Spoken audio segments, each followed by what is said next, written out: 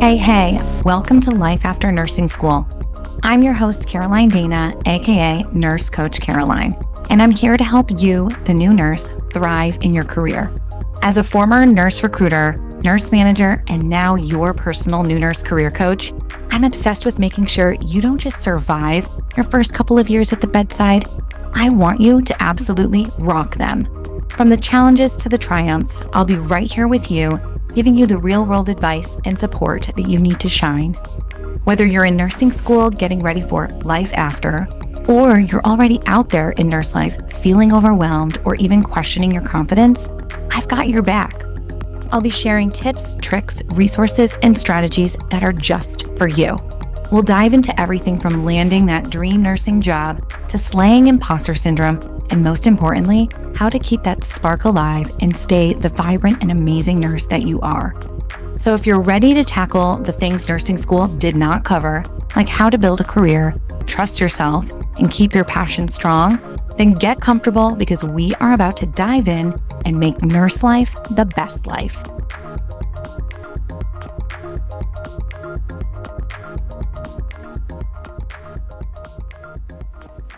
Before we jump into today's episode, I want to introduce our guest because this conversation is such a powerful blend of strategy and real life.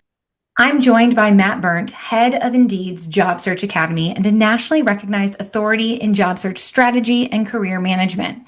Matt has spent nearly 3 decades helping people navigate the world of work in a way that's both practical and empowering.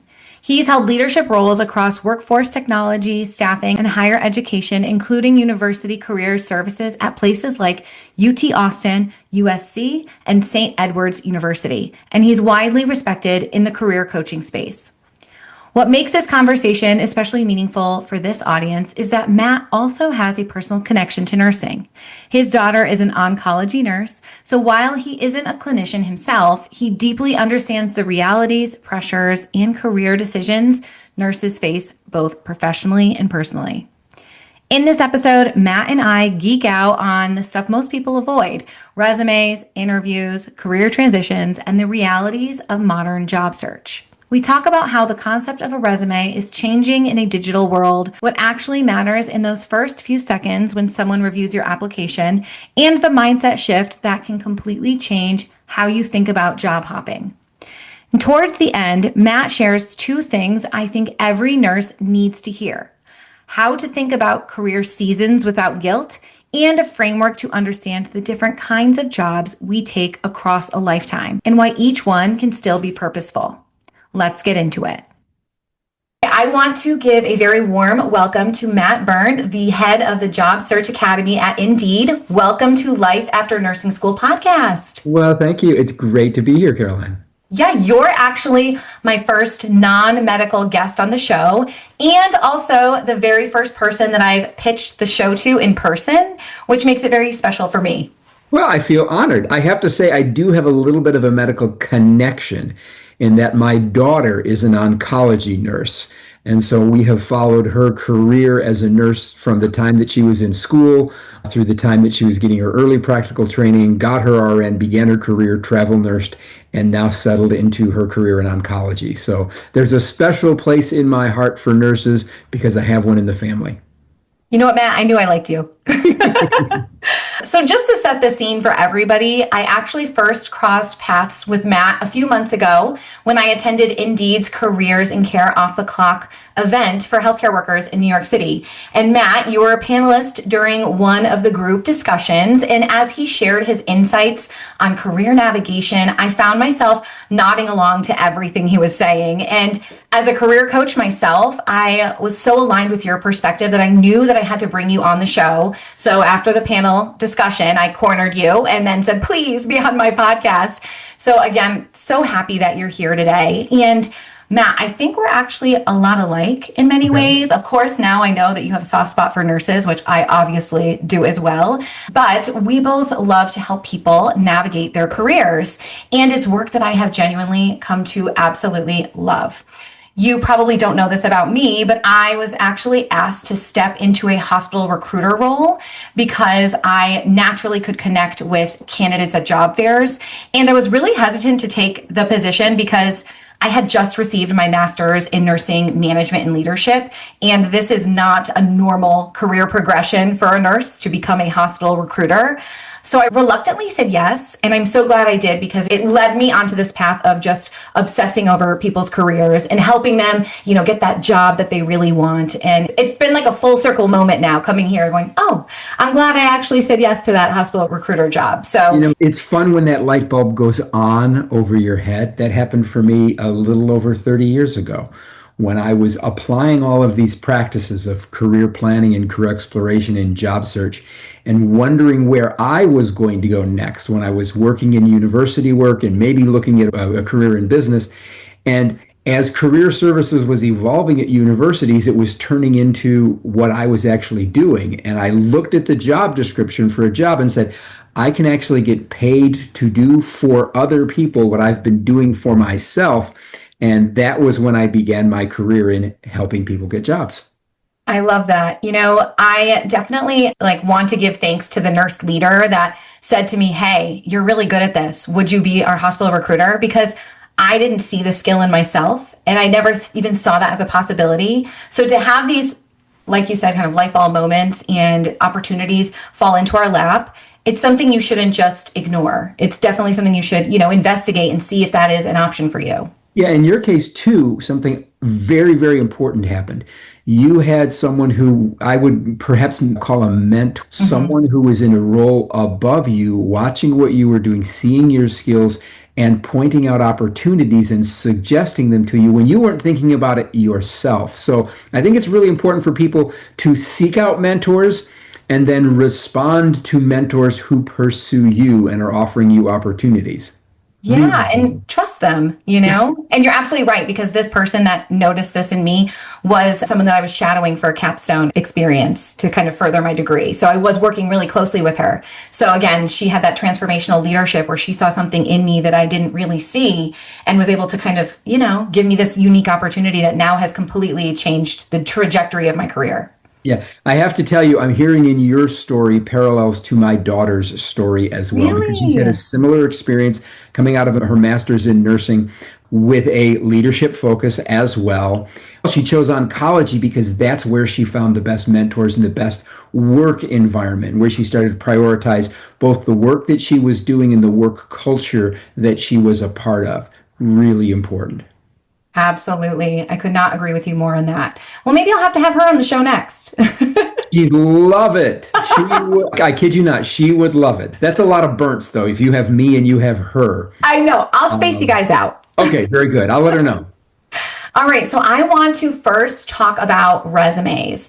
I've always stood by the advice that a resume should be as long as it needs to be, right? The length should be long enough to clearly and concisely communicate a candidate's background and experience, but nothing longer. We don't need the added fluff. However, I still get asked all the time, well, shouldn't my resume only be one page? What is your take on that?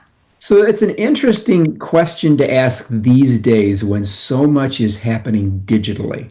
Like I work for Indeed, and when you put your profile on Indeed, it essentially can be infinite in length because you can keep adding skills and adding experiences and stuff like that. So the notion of what is a resume is changing. In my mind, that resume, whether it's on paper or if it's a Word doc or whatever it is a point in time artifact of what you present to employers at that time. And it ought to be tightly packaged for the kind of job that you want. Okay. Whereas your profile can be more comprehensive because it's not just meant to present your qualifications to a specific employer. It's meant, in our case, to help algorithms understand who you are and what you offer so that we can present the right job opportunities and matches to you and employers can find you on Indeed. So this notion of how long should it be? I kind of like your philosophical response, as long as it needs to be, but no longer. So Absolutely. just because you've done something doesn't mean it has to go on your resume. You could be really proud of it still, but if it's not relevant to your job search, it shouldn't be on your resume. It shouldn't be in your profile. And quite honestly, if it's older than 10 years, I'd consider leaving it off unless it's really, really important because it doesn't have to be there. A resume is not an application for employment where they're asking for a comprehensive employment history. It's a marketing document. And the purpose of your resume or the purpose of your profile is to convince people to want to know more about you. And that is invite you in for an interview or a conversation on the phone or something of that sort. So I think you're spot on. As much as needs to be there, but no more. And by all means, it's got to be relevant. Yeah. Okay. There's definitely a couple things I want to touch upon that you Okay. just said. So you obviously want to convince, the job you're applying for to hire you or at least bring you in for an interview. Yep. What is your stance on an objective statement at the kind of the top of your resume? Personally, I think they're useless. You do. Your objective is you're applying for a job. It's kind of clear what your objective is. Absolutely. And I would say wasting space on your resume to say, my objective is a registered nursing position or a director of nursing position with a community health. You're applying to that position. What a waste of space. Now, a summary statement or a profile statement of some kind, I think is invaluable. Heck, you see them on LinkedIn profiles, you see them on Indeed profiles. The very top of your resume should provide a quick summary of what it is that you offer to convince the reader to read on. Because we've done studies on this, and they say before someone makes an initial decision, am I going to read on or am I going to move on? You've got between 6 and 10 seconds. Give them something at the very top of the page about you. Because remember, an objective is not about you. An objective is about the job itself. And your resume should be all about you. So give them something above the fold at the very beginning. And I think a summary statement does that really well. Okay. And you would call it summary statement. Summary statement or a profile. Some folks will call it a career profile, a summary. Okay. Some folks don't even label it at all. I tell you what I really like on resumes when you're looking at the paper document, so it closely parallels, again, what's in your profile, having your name and perhaps a title of some kind that indicates the kind of work that you want to do or that brands you as something. So I'll use my daughter, and I won't get this right, but it's like you've got her name, and then immediately to the right of it, registered oncology nurse with X certifications. You are branded at the very top for what you are and what it is that you want to do. You have that, then you just have a summary statement. It's kind of like the headline on your Indeed profile or on your LinkedIn profile. Have a headline and then have a profile statement of some kind. Okay. Now, kind of going off a little bit more of what you initially said about making sure what's on there is relevant. I have had many situations where new grad nurses will start their first job and they'll get a few months in and they will either realize this is too stressful, this is not for me, I can't hang at this job, I'm going to quit, or they're let go for whatever the reason may be. And they only have a few months of experience, which really puts them in this terrible limbo because the jobs that are out there for nursing students or new grad nurses are with zero experience. And then the other jobs, everything else is at least 1 year of nursing experience. So oftentimes they say to me, should I put this 3 or 4 months of experience on my resume or should I leave it off? And it's a very tough call because as the hiring team, they might look at that and say, well, we're potentially going to hire you for a similar environment. And on paper, it looks like you can't hang in this environment. But at the same time, they pull them in for an interview and kind of discover that they've had some experience in being employed, but it hasn't been reflected on the resume. And I think it can cause a little bit of, lack of trust. So do you have an insight here? I know it's my initial gut would say it's experience, put it on your resume, and not every experience that you have is going to be a positive experience. And it's a question of how do you respond to that experience. So you said something interesting is like they left or they were let go and because they couldn't handle that environment. And then you said they applied for a job in a similar type of environment. My first question is, why are you doing that? You have the opportunity, I think most nurses have the opportunity while you're in school to explore, I might even be required, to explore different types of nursing in different environments. Not everyone's going to thrive as a surgical nurse, and I'm going to get the language wrong because not everyone's going to thrive in an emergency room. Not everyone's going to thrive in a NICU unit. And some people are going to do really, really well in a doctor's office. You have to assess the world of work. Nursing positions aren't all the same. Nursing environments aren't all the same. I'll go back to my daughter. Not everyone's cut out for oncology work. That's in its own way hard, in a way that is emergency room nursing is hard differently. So where do you thrive? And this happens to people when they're coming out of school. I think this Yeah. would be great. Nursing, teaching, whatever it happens to be. Try being a middle school teacher. It's very different from elementary or high school teaching. But you go out and you find an environment that just wasn't a fit for you. Number one, don't apply to get back into those kinds of environments if you believe it's the same kind of environment, and then say, what kind of environments do I want to work in? Because now all of this turns into, how am I going to talk about this in an interview when they ask me questions? So whatever it happens to be, anything that's on your resume, you better be ready to talk about it. And that could be a great story. It's like, you know what? I love nursing. But I also discovered that kind of high pressure, high intensity emergency room work is not who I am, and it's not where I thrive. I thrive in environments that are X, Y, and Z. And that's why I'm applying to this job, because it's my understanding from the research that I've done that this is the kind of environment, and this is where a nurse with my skills and interests and compassion and all those things can thrive. And that's why I'm applying. Now that's not a bad story anymore. Yeah, I agree with you. I think putting the experience down on paper initially, because I'm a big believer in the truth will come out. The fact Yeah, that it will. employment experience, that will come to fruition. So you might as well put it down, but then having a story to back why now you're pivoting, right? And why are you now seeking maybe this other hospital, this other unit, or different, specialty, and having that kind of backup story or answer to that question. You got to be ready to tell your story. You do. Employers do not inherently get you. And I could say that to everyone. It's your job. You look, as an employee, it's your job to make you understandable to the environment where you're working, both what you're capable of, what you want to do, where you want to go, how you can contribute. Then when you're looking for work, it's up to you to make potential employers understand you, what you want out of the work, what you offer. I say a lot, there's 4 questions you have to be able to answer in an interview. Why you want the job, why you believe you're a good candidate for the job, why you want to work for that organization or in that department, wherever it happens to be, and why you want to work in that field or in that industry. They need to hear that in your words so that they can get an understanding of what you're looking for out of the job as well. Super important stuff. Yeah, I actually just created an interview course for new grads, and those questions are in there because you're absolutely right. You also need to sell yourself and convince them that you know why you're interviewing for this position, and you have a story and a backing as to why you're there and why this position maybe is more unique to you and means, something to you versus any other new grad job out there. Yeah, and those questions that you hope they won't ask, but you think they might, they will. They will. So you prepare your answers.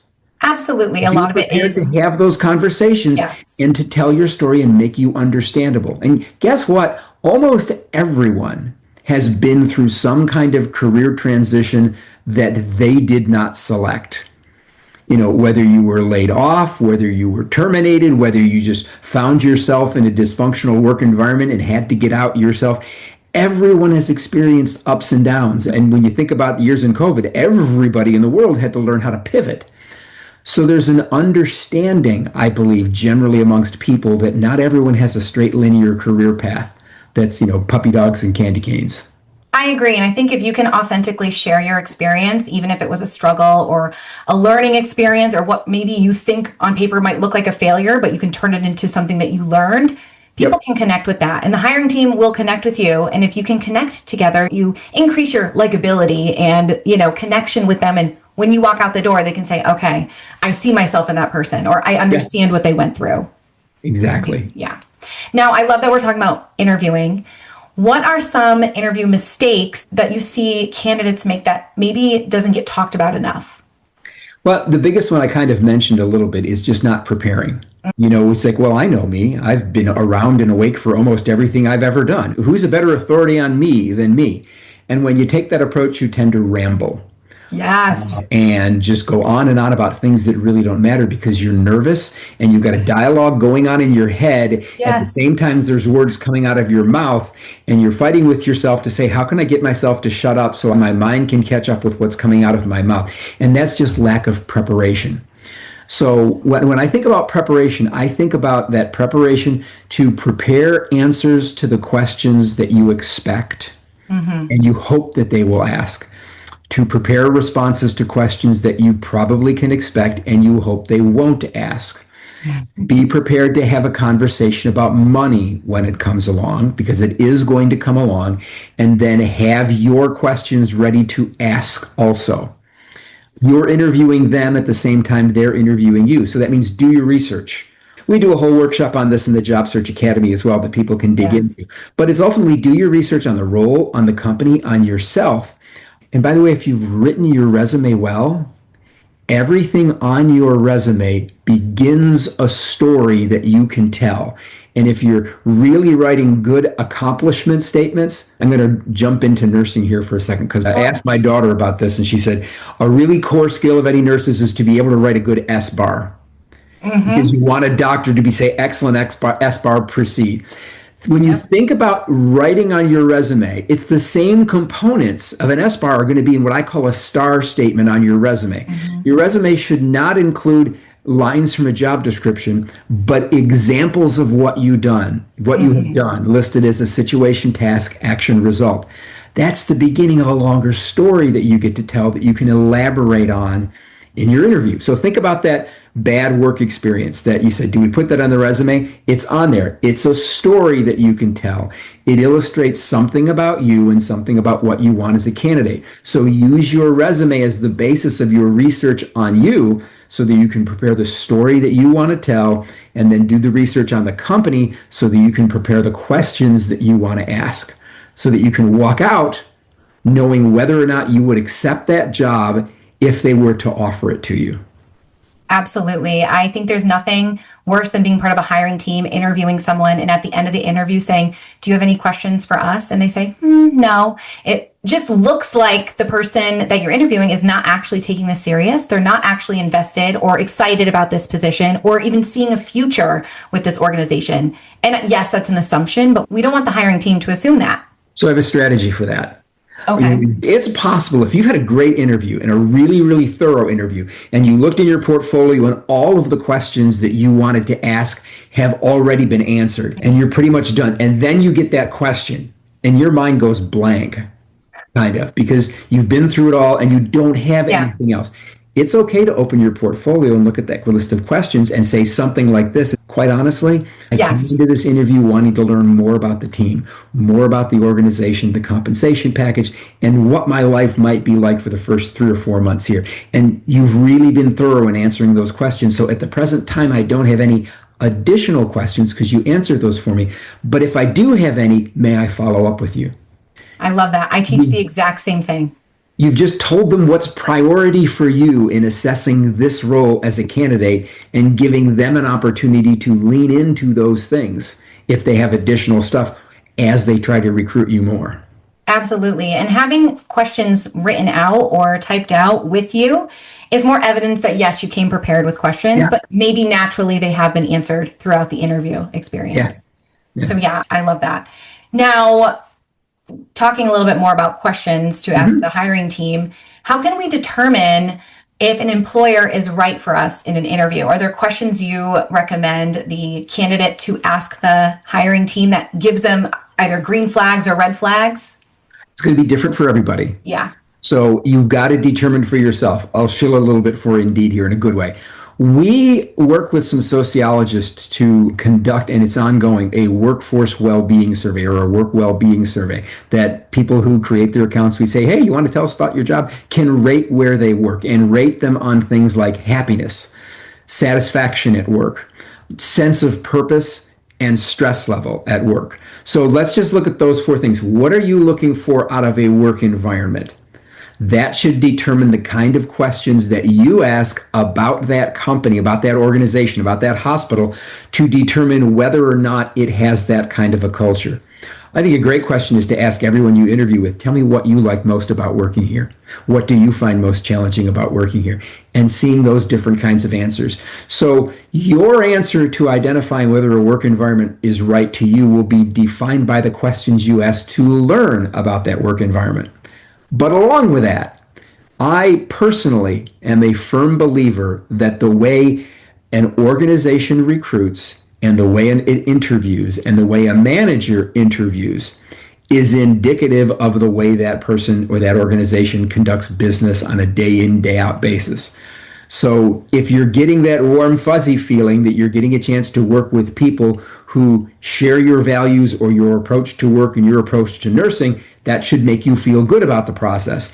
And if you're getting the heebie-jeebies, that's a technical term, about just the whole process and the way you're treating you, I would be concerned about whether or not that's a place that you want to go to work, because you're going to spend many hours with these people. And if they're giving you the heebie-jeebies during the interview, imagine what that's going to be like in hour 10 of a shift. Absolutely. And I've had a lot of clients that I've worked with, that new grads that have gone for their interview, and they're like, I don't like the way that the interview was conducted. No one seemed engaged or interested in me, and then they've just decided I'm really not interested in that position, Yeah, just because of that one interaction. And that's just a little glimpse of what life is like there. it is. There are some really stressful hospital environments. Mm-hmm. Some people see that and go, all right, let's go. Stressful Yeah, environments are not necessarily bad. They're only bad if you don't perform well in them. That's energizing for some people. So just absolutely. know who you are and what you're looking for, and then apply that template as you evaluate opportunities. Absolutely. Okay, so transitioning now to career transitions. Okay. As the head of the Job Search Academy at Mhm. Indeed, and from what I've actually learned about you, I've listened to another podcast where you were interviewed. You shared something really interesting. Okay. You shared that the average person holds about 12.6 jobs between the common working ages of 16 and 54, which really means that people experience a lot of career transitions. So, what guidance would you offer someone who's trying to move into a new role but has a history of job hopping, or who simply hasn't yet found the right fit? Okay. First, I'm going to encourage them to take that concept of job hopping and throw it into the dumpster. Because people move. The statistic that you quoted comes from the US Department of Labor. And we actually did one of our own surveys because they say the average age from, I think it's 16 or 18 to 54. I'm Yeah. older than 54 right now, and I'm still going, so I'm ready to break those curves. So number one, it's 18 to 54. I think it's 12.6 or 12.4 jobs. Yep. People tend to have a lot more career transition earlier in their career, and then it slows down. So we did a survey that showed the same thing, that individuals typically have in that 9 to 15. People can have as many as 20, and they work in 2 or 3 wholly different career areas during the course of your work life. I'll go to an example of a travel nurse. A travel nurse is not job hopping, but they're gaining magical experience in seeing the country or the world in 3-month increments, working in different types of environments. That's not job hopping, that's doing contract work. You Mm-hmm. know, if you take a job with a hospital or a clinic and you're there for 3 or 4 months, was that a short-term assignment and you decide to go on to something else? It could be. It's how you tell your story. Now, if you are legitimately someone who shows up for 3 weeks and says, I don't like this, and then goes somewhere else and shows up for 3 weeks and I don't like this, and then does that, you are a job hopper and you've got some explaining to do with regard to that. Yeah. But shorter stints are not necessarily something that someone should be worried about. You just want to be ready to tell your story. One of the things I'm saying these days around this topic is I think everyone should be ready to seize on opportunity when it presents itself and respond to adversity when it rears its ugly head. Nothing is more frustrating than being at a conference or online and seeing the perfect job that you've always wanted presented to you. And you're like, great, I'd love to apply for that. And you go home and you haven't looked at your resume or your online profiles in months, if not years. And now it's like, oh gosh, I better update this thing before I go. But oh no, I have a shift to go to. Oh, and then I got to pick up my kids. And then 2 weeks go by and you've missed that opportunity because you weren't ready. When the opportunity comes along is the wrong time to be working on your resume or your profiles. You just get laid off. You're under the stress of just having been laid off. Is that the right time to start working on your resume? Absolutely not. So, to manage all of those career transitions, I think everyone should have an up-to-date online profile and resume at all times. And to me, that says about every 3 months or about every 6 months, you go in and you update it with your most current skills, and accomplishments so that you're always ready to present the most relevant version of you. That's not just important when it comes to making job transitions externally, it's important internally to get that opportunity to go from a nurse to a nurse supervisor, or to move into a teaching or a training role, or maybe to get that clinical teaching role at the nearby hospital because you also enjoy some teaching, to prepare yourself to move up into a nursing leadership role or a hospital administration role. Even within the same organization, you've got to be ready to tell your story. Earlier in your career, that's going to happen probably more frequently than it does later, but you always got to be ready to manage those career transitions. And it's on you to do that. Nobody else is going to do that for you. And no one else should, frankly. Yeah, I agree with you. I think I'm really passionate about nurses seeing that they're in the driver's seat of their career. And you are right. If the perfect opportunity comes along and you have not kept up with your documents, your resume, that's a lot you have to do. And you're probably just slapping it together as quickly as possible because you want to apply before the posting, before they fill the position or the posting's taken down, which is probably not your best work. And I think this happens a lot with new grad nurses too, is that they are in nursing school when the jobs pop up that they're supposed to be applying for. And all of a sudden they're like, wait, what? I haven't even graduated yet. And now I'm supposed to put together a resume and I don't know how long this posting is going to be up for. And they just put whatever on paper. And I know this because that was my experience as a new reality slapped me across the face. And I was like, oh, geez, how do I even put this thing together? And it wasn't my best work. I worked in university career services for 20 years. And it's my belief that most universities, most nursing schools, do not provide adequate career services or career resume preparation assistance to their students. There's this notion that, oh, you're nurses, you're in demand. There are jobs available because there were jobs available when I was coming out of nursing school. And that's not a best practice, put it that way. And so we are left to get the skill and gain this experience for ourselves, which is one of the reasons why I ultimately got Indeed to create the Job Search Academy, so that people can have access to all of that skills and training, regardless of where they are in their educational career or their professional career. You are absolutely right. I'm a nursing instructor as well. And the nursing programs are very focused on getting students the knowledge to pass the NCLEX. That's part of their accreditation. They are motivated to do that. They are not motivated to help the nursing students get jobs. It's not that they don't want them to get jobs. They just don't have to help them. They don't have any skin in the game like they do with the NCLEX pass rates. So I know when I was a new grad, I went to the Career Center and they had very basic resume tips, but it wasn't specific to nursing. It was very different. It was like very business oriented and just very vague. So you're right. I was left to Google. I was left to asking my mom, who's a retired nurse, who gave me old advice, then my husband, who gave me advice, and then it was a family fight. It was a whole thing. So that's where I feel like I've kind of interjected myself, is that we have this need and there's a lack of resources specific for new grads. And you make a really, really important point, is that while there are a lot of tools and there are a lot of people who will tell you there is a specific way to present yourself because it worked for them or it works for people in their industry. And if you're in software, it's different than if you're in accounting, and it's different if you're in nursing, it's different if you're in creative advertising, it's different if you're in film and entertainment or finance or whatever. You've got to understand the language of the world that you're going into and the way they communicate and what they look for. And that requires research. And, this isn't a knock on nursing schools. It's a knock on universities in general. They do not take career services and career outcomes for their students seriously enough outside of business and engineering programs. They're on it. They process engineer it and optimize it because it's easy there. It's tougher in other areas, and I wish more universities would provide sufficient student support services. That's not a faculty thing. It's a student support services thing. It is true, because I know some nursing programs will have a 1-credit class on building a resume, but they have a faculty member teaching it who has never hired nurses ever. So I'm kind of like, where are you getting this information? That's actually not right, or that's old news or outdated practices. So it's really tough, and I could not agree with you more. There's just not enough of those resources at the college level. Yeah, I'll give props to this university where I was working. I was not working in the nursing school, But the nursing school reached out, and once a semester, I would go over and spend a half a day doing workshops. This was with their LPN candidates. It was for a very specific program over there as well. So they leaned into it a bit, but yeah, schools need to do more. Great Yeah. question, by the way. If you're considering nursing school, when you're looking at admissions, asking them about their career assistance upon graduation and approaching graduation, what they do to help you get a job. Great question, because it might help you make a decision as to where you choose to go. Absolutely. Okay, I want to do one more thing with you. Well, a few Cool. more, but this We is got this. time. Yes, we do. We do.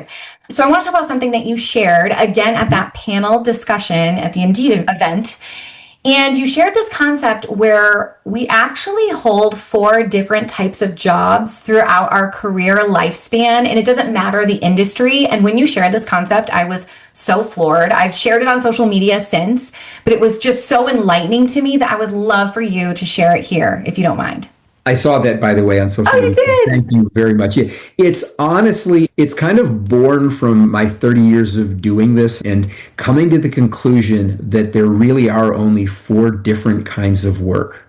And they're all very legitimate, and they all have meaning if you appoint meaning to them. And if work has meaning, work has purpose. So I'll start with the first one. I call it a career job or a dream job. It's the kind of job that every parent tells their child, this is what you're supposed to aspire to. Do what you love and you'll never work another day in your life because you love what you do and it's wonderful. And we're all told we should aspire to this dream job. And some folks recognize early on that my dream is to be a teacher or an engineer and a nurse, and they have a very linear path toward that, and it makes sense. And that's the gold standard to which we are all supposed to aspire. Not. It is one kind of work, but it is not the only kind of work.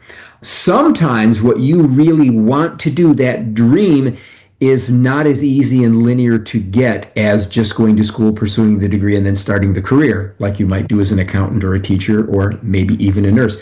Maybe you want to be an entrepreneur or start your own business or, God help you, work in film and entertainment or something of that sort.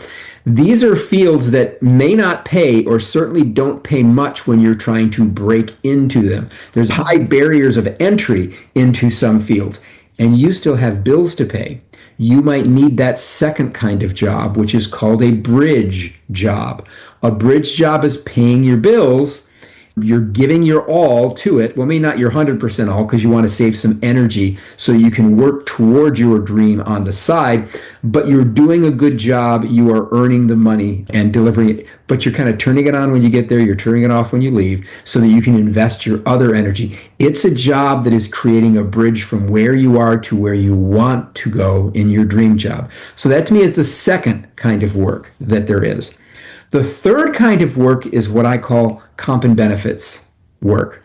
For some people, work is work, a job is a job. It's never going to be anything more than that, and that's okay. You're there. You show up when the lights turn on or when you need to punch in or when you begin. You're there until the end of the day, and you do a good job when you're there. You're a good colleague, but that's all you're looking for out of work. You're looking for a paycheck, comp, and benefits because you're really investing your energy in something else. Maybe it's your family, maybe it's a cause, maybe it's a side business that you just like to do.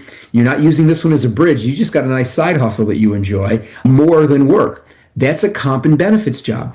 It's perfectly okay if that's what you want to do for your entire life. And don't let anybody tell you otherwise. And then the fourth kind of work is what I call work of necessity. You just got laid off. You're under other kind of adverse circumstances, and you got to keep the lights on. You got to keep gas in the tank, and you got to put some food in the fridge for you and your family. This is not something that you want to do necessarily or that you want to do long term, but it's something that you need to do. It's a job of necessity. And by the way, not everyone will have them in any particular order, but most of us will be in a point where we are taking a job out of necessity. Many of us may have comp and benefits jobs and be very happy with that, or take that for some period of time, perhaps when your kids are in school or something of that sort. Some of us have a dream that it's harder to get to, so we need a bridge to get there and take a bridge job, and others of us know what that dream is and can pursue it directly. Every single one of those paths, and every single one of those types of jobs has meaning to your own career, to your life, and to your progression. And you can't separate your life from your career. They're too intertwined. Your work life impacts your home life impacts your work life. Every one of those jobs, even that necessity job, will have purpose for you if you assign it meaning. So when you're going into work that morning or that afternoon to the job that you don't want to go to, you know why you're going. It's serving a purpose for as long as you need to. And that's when a job has purpose, it has meaning. And when a job has meaning, it can help you pursue better work for a lifetime. You need to trademark that or something because I just feel like maybe it's because now I have been a nurse for almost 14 years that I've gone through different seasons of life where I've gone through seasons where my career is my number one priority. And then I've gone through seasons where, now I'm a mother to 3 kids. And that has sort of taken precedence in my life right now. And your career can kind of fit your life for the season that it's in. And that is definitely true for nursing. We have so many opportunities to work less hours, work different shifts. And I think I've held pretty much every one of those types of jobs. And they also keep changing too. We have a dream job. Maybe we get to that and go, okay, I've done this job. I feel good at it now, but I have a new dream job. I have something new I want to aspire to. So I absolutely love how you put that because I think if you are in a job that is serving a purpose for you in whatever way, then it is meaningful work. Yeah, yeah. I love that notion of the dream job. Guess what happens with dreams? We wake up. And then we go to bed and we have another dream. Maybe it's the same dream, maybe it's a different dream. Things change. I love the story that you shared about the changes that have taken place in your life because you're right. When you're young and single and you can do anything you want, you go anywhere you want, you do all of that. All of a sudden you meet someone. Ooh, priorities change. Now we're making decisions together, or at least I hope we're making decisions together. I was actually back in the day when I was working at universities was career coaching a young lady who came into my office and was asking for advice finding, in this case, public relations work in Denver, Colorado, which seemed odd because Denver's not a PR hub. And I said, okay, but quick question, why Denver? She goes, oh, well, my boyfriend's an engineer and he got a job offer in Denver. And so I want to get a job there. And I said, listen, I've got no business asking this question, and I'm not even going to ask you to answer it, okay? But I want you to think about it. If you got a job in, let's say, Miami, in PR that you really loved before he got a job in engineering, would he look for work in Miami in engineering in order for you to be together? I said, I'm not going to ask you to answer it, but what you've just told me is you are making a decision as a couple to do something, or at least I think you are. And if you are making a decision as a couple, I admire you and I commend you for doing so. But if you're making this career decision yourself because he's making that career decision, you have to ask yourself, would he do the same for you? So you find yourself in a relationship, now you're making decisions together. You have kids, that changes everything. You get into my world, when the kids are grown and they're out of the house, you have different expectations as well. I was actually talking with some nurses when I was in a doctor's office, and I commented that, we were having a conversation that we could have. It was not untoward that, most of the nurses that were working there were older nurses. And they said, yeah, we all get, and her response was real simple. It's like, yeah, we ultimately get really, really tired of walking the hospital floors all day long. And we want a job where we can continue to nurse and do what we do without that much foot traffic because we're getting older. Yeah. That's called prioritizing yourself in your work. And I think that's beautiful. And I think it's so important that we recognize that. I've done a lot of study of different generations in the workplace too. And everybody's talking about Gen Z and are they this or are they that? And they're not lazy. They look at work differently. And I think this is the most magical thing that Gen Z is bringing to the workplace. I'm a boomer Gen X cusper in that regard. So that's my perspective on it. We would go in and see where do we fit into the world of work. Okay. Millennials kind of did the same thing, but found it uncomfortable, saying, where do I fit? And there's things that I'd like to see change. Gen Z has come in, and they've had this with the help of the COVID experience, saying, okay, I know that I've got to be my own manager and my own agent because no one else is going to manage my career for me. And I want to see where work fits into the life that I want to have rather than where I fit into the world of work. And I am prioritizing me over the business because we know the business is going to prioritize itself over me. And I think that is the healthiest perspective that they are bringing in that I hope the rest of us start to adopt. Identifying where work fits into the life that we want to have rather than saying, how do we adapt everything in our existence to work? Absolutely. I really, really like that train of thought. And I think in healthcare, especially, and with nurses, we've run into a lot of burnout and there's a lot of high stress environment that we work in. And when you go home, you can't always turn that off. And work really infiltrates your life. Like you've said, the two are intertwined. So if you are in a job that is like soul sucking for you or really negatively impacting your time out of work, then is it really worth it? Okay, Caroline, then I have a question for you because I asked my daughter this question too. Oh. After a really, really taxing shift, mentally, physically, what do you do so you don't bring that home to your family? And let me tell you, I've been guilty of bringing that home to my family. I am someone that I really need time that to like myself to recharge. I would consider myself an ambivert or like omnivert. You know, I'm an extrovert. I will talk to a rock. But after that conversation with the rock, I need to go and have some Yeah. time of peace and quiet and not be so overstimulated. So for me, it's a quiet ride home. It might be a couple, a night reading. It might just be, to my kids, I'm not going to lay with you tonight. I need to just go put myself to bed kind of a thing. But I have gotten into a point now where I have a great job that is perfect for my life, but it's taken me a long time to realize that this is possible. Yeah. So my daughter's advice on that, she says, whatever you do, decompress with your colleagues, get it all out, talk about whatever it was, maybe go out and have dinner if you can, Yeah. and have that conversation over dinner so that you can fuel yourself and get it out of you. Maybe go to the gym, like you said, take a Yeah. long ride, do whatever you can do to purge that so that when you get home, the first thing you don't do is unload on your family or your kids or something like that. So true. I'm lucky. My mom, like I said, is a retired nurse. Yeah. So I usually call her every day, talking about everything. And my husband is a physician assistant. So Uh-huh. we have that medical knowledge and can have that conversation, Yeah. which is, I think sometimes I take it for granted because I'm surrounded by medical people. And then I have friends who are like, my spouse doesn't understand what it's like to be a nurse or how hard it is or the things that I've seen today. So I agree with you. If you have someone that you can go to that can understand and sort of validate how you're feeling and let you unload, you then don't have to carry that, Yeah. at least not alone. Yeah. It's Super a tough important. career being in healthcare for sure. But you don't go into it for the wrong reasons. Absolutely not. Absolutely not. And you can make your career work for you in your life. That is Absolutely. something I'm so passionate about. Now, Matt, before we wrap up, do you have any quick tips on networking?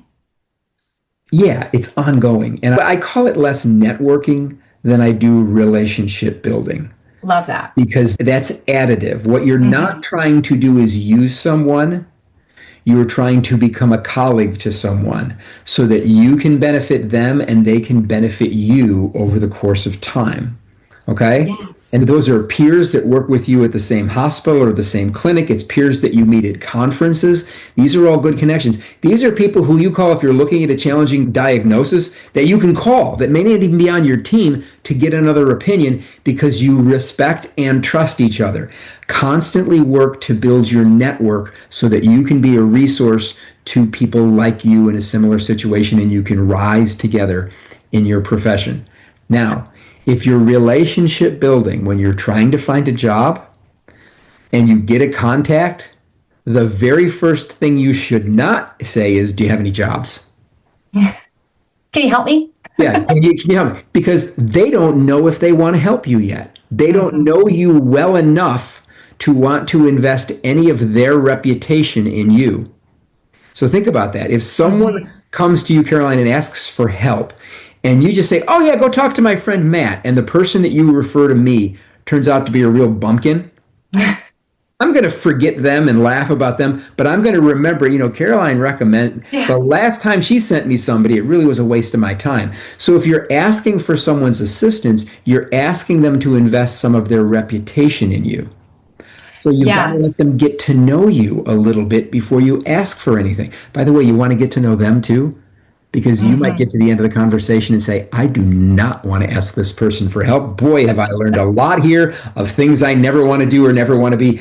Thank you so much. We'll stay connected on Yeah. LinkedIn, but you're probably not going to hear from me. It's just, of course, in your head. So you want to ask for assistance when you're in a good position to get a response. When you think, wow, this has been a great conversation. I really appreciate what you've told me about whatever it has. Hey, I'd love to learn more. Are there other people who you could refer me to in this who are doing similar work? Because I'd love to know how what you're doing is like you're in a private hospital versus a public hospital or something like that, so I can understand the differences. After a conversation, someone's going to say, sure, of course. Or, hey, if you all are ever hiring, I would love consideration for that. That's when they might say, we actually are hiring. You ask that question at the very beginning, they're going to say, you should check our career board. There's Yeah. probably going to be stuff there. They're going to push you up. Give reasons for people to want to help you. And then be there when people ask for your help too. It's a two-way street. And you'll Oh, have, you said so many good things. I think too, your reputation is probably the most valuable thing when it comes to your absolutely. career, right? If you have a good reputation, you're probably going to get acknowledged for things. You'll probably get opportunities that you don't Mhm. even have to seek out. And that goes a long way when quote unquote networking.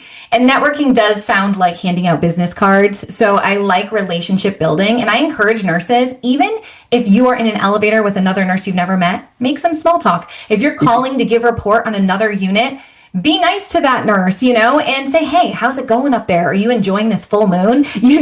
Because they will get to know who you are, even if they don't know what you look like. Because listen, we call each other on the phone and give report and hand off patients all the time. And I've had friends get jobs in different specialties just because that unit knew who they were, when they were giving report, and that they did great nursing care and they were friendly on the phone and were easy to work with from unit to unit. Yeah, it's getting to know them as people. It's not always about necessarily work. Like, Caroline, Yes. next time we talk, it's like, okay, how are the dogs? How are the dogs Yes. doing? How's that little Bernie doodle? Is he growing? I would love to see it. It's about getting to know people as people, not Yeah. just about the work. Now, one thing I want to add to that as your relationship building, you're progressing in your career, and this is hard is working on your own self-confidence and your Yeah. confidence in your worth and what it is that you bring to the table, because there are going to be times when you're doing a great job, you're killing it, and you're doing the very best, and it's not being seen. It's Yeah. being seen by the patients that you're serving. It's being maybe seen by your peers, but it's not being seen because maybe they're paying, whatever the reason is, they're paying attention to something else. They've got other priorities, whatever it happens to be. You can't let that shake your confidence. You just have to I love realize that. sometimes you're going to be the person who sees it and recognizes, man, I really did a good job. Or a peer might see that. But when leadership doesn't always see that, don't let that shake your self confidence. I love that. Now, on that note, Mm-hmm. where can people find you or learn more about the Job Search Academy through Indeed? Really, really easy. We try to with this a simple vanity URL. It's go.indeed.com/ job search academy. No spaces, no caps, no nothing. Go.indeed.com/ job search academy. You can go there and you can see all of our on demand content. We do workshops on resume writing, job search, interviewing, those kinds of things. We do topical webinars as well. We do once a month live coaching sessions called Ask a Career Strategist. Anyone can come and anyone can ask questions. And we do monthly Indeed tutorials. We call it an Indeed boot camp, which is about 20 minutes worth of a tutorial on Indeed and 40 minutes of Q&A. That's how people connect with me and the career strategists on my team live. And it's all free. We want to help people get jobs and we want to help people be successful in pursuing their definition of better work. Oh, I love that. Well, that wraps up our conversation today with Matt Berndt. Thank you, Matt, for nerding out on all things career developing and navigation with me. Most people look at me funny when I light up about resumes and career pivots. So thank you so much for matching my energy and my passion for helping people find meaningful work. I'm Well, so grateful for your time and insights today. Caroline, welcome to my world of geeking out on helping people get jobs. It's great to have a fellow sojourner on that journey with me. This has been a blast. I've really had a great time. Continue doing great work. Yay. Thank you so much, Matt. I appreciate you. Cheers. Well, that's it for today's episode of Life After Nursing School. I hope you feel more confident and ready to tackle the challenges that come with starting your nursing career. Remember, the first year or two might not be easy, but with the right mindset, you can overcome anything. If you found value in today's episode, I'd love for you to hit that subscribe button so you never miss a future episode. Also, please consider leaving a review on your favorite podcast platform. It helps so much in reaching other new nurses like you. Thanks for listening, and remember, you've got this. Take care and see you next time.